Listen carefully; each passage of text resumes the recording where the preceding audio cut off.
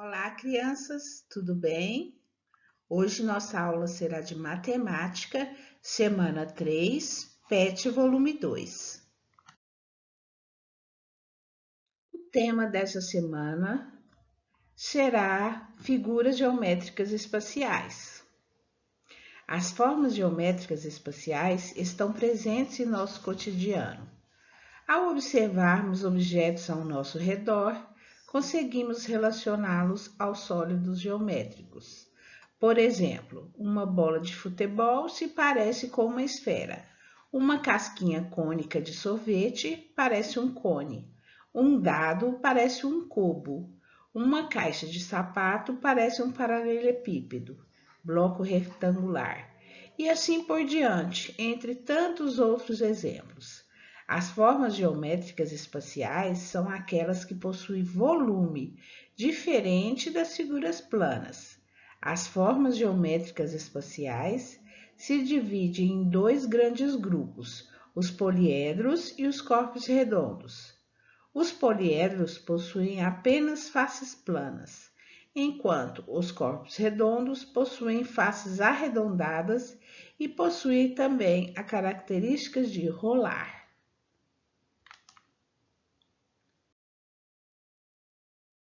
Dentro do conjunto de todos os poliedros, existem dois grupos muito importantes. Os prismas, que possuem duas bases congruentes e paralelas em planos distintos, e as pirâmides, que possuem apenas uma base poligonal. Em relação aos poliedros, devemos conhecer os três elementos que formam um poliedro: face, região plana, aresta, encontro das faces, e vértice, encontro das arestas. Além de reconhecer esses elementos, é importante reconhecer a quantidade de cada um. Exemplo: o paralelepípedo possui 6 faces, 12 arestas e 8 vértices. Sabendo identificar quais são as formas das faces e a quantidade de cada, podemos planificar cada sólido geométrico estudado. Planificação dos sólidos geométricos. A planificação de sólidos geométricos é uma forma de apresentar os sólidos usando apenas um plano, ou seja, é uma forma de representar um objeto tridimensional em apenas duas dimensões. Então, vamos relembrar que em todos os poliedros nós vamos encontrar faces, vértices e arestas. Observando os exemplos aqui, vocês podem destacar a face, a aresta e os vértices desse poliedro chamado cubo.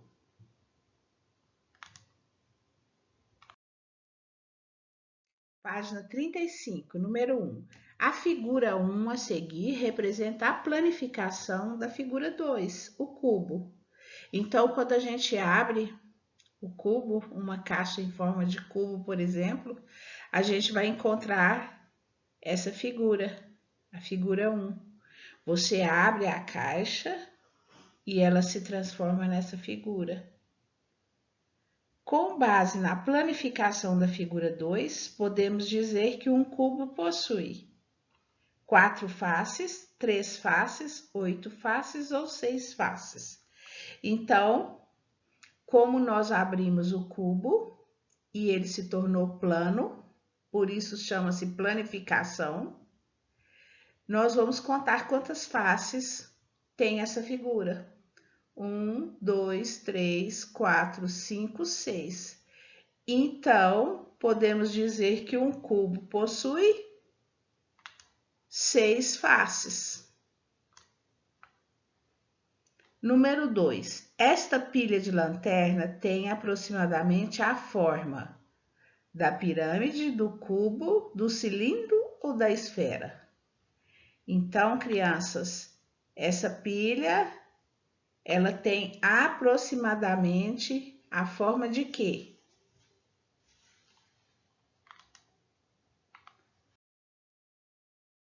Página 36, número 3. Em uma das aulas de matemática, aprendi sobre os poliedros e os corpos redondos. Em seguida, fui ao supermercado. Lá comprei uma caixa de sabão em pó, uma lata de óleo e uma bola. No caixa, percebi que os três produtos tinham, respectivamente, a forma de cubo, cone, circunferência, paralelepípedo, cone e esfera, cubo, cilindro e circunferência ou paralelepípedo, cilindro e esfera. Então, aqui nós temos essa caixa que lembra o quê? Um cubo ou um paralelepípedo? O que vocês acham?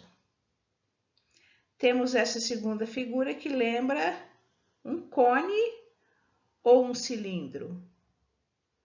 E a última que lembra uma esfera. Então, vocês vão pensar e vão responder, marcar a opção correta. Número 4. No desenho a seguir, é possível identificar quantos retângulos? Então, vamos contar aqui quantos retângulos essa figura possui. 2, 8, 10 ou 11?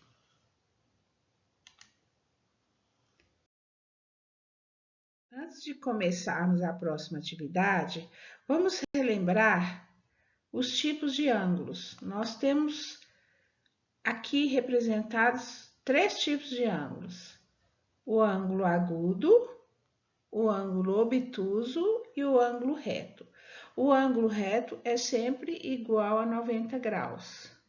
O ângulo agudo é aquele ângulo que é menor que 90 graus. E o ângulo obtuso é aquele ângulo que é maior que 90 graus.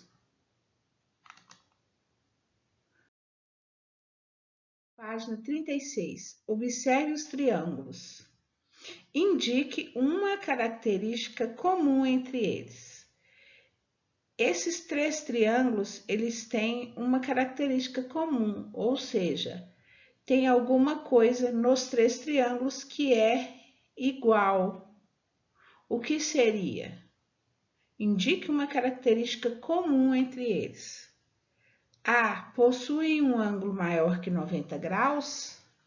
Vamos observar para ver se todos os 3 têm essa mesma característica, um ângulo maior que 90 graus. Por exemplo, esse aqui já não tem, porque os 2 ângulos, este e esse, são menores que 90 graus. E esse aqui é um ângulo reto. Então, a letra A já está descartada, não é? Letra B, possui um ângulo reto. Será que todos os 3 possuem um ângulo reto? Vamos analisar. Esse primeiro triângulo, ele possui um ângulo reto? Sim, está aqui o ângulo reto dele. Possui um ângulo reto. E esse segundo, ele possui um ângulo reto? Sim, também possui um ângulo reto. E esse azulzinho aqui, ele tem um ângulo reto? Não, ele não possui um ângulo reto. Olha só, não tem ângulo reto. Então, não é a letra B. Letra C, todos os ângulos são menores que 90 graus. Ou seja, todos os ângulos são agudos. Todos eles têm ângulos agudos? Vamos ver. Esse tem ângulo agudo, um ângulo menor que 90 graus. Aqui está ele. Esse também tem 2 ângulos agudos. E esse aqui, os 3 ângulos não são agudos, são ângulos maiores que 90 graus. São ângulos obtusos. Então, restou somente a letra D, não apresentam características comuns. Então, essa é a resposta da número 5. Certo, crianças?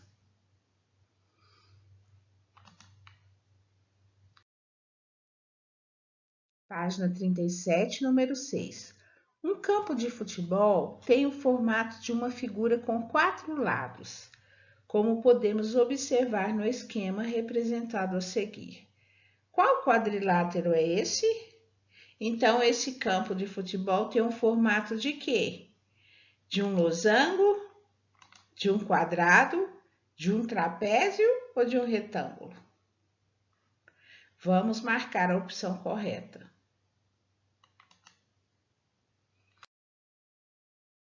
Essas foram as atividades de matemática da semana 3, PET volume 2.